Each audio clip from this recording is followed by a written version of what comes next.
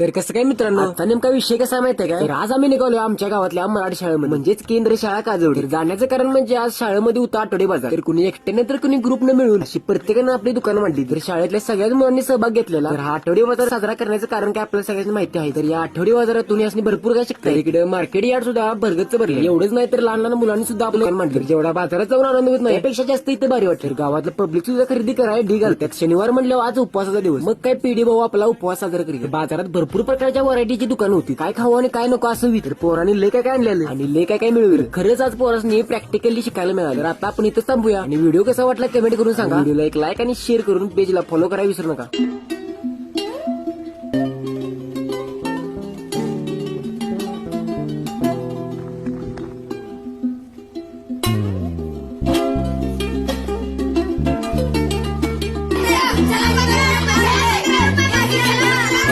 वैभव दादीला चहा मग काय पोरं झाली.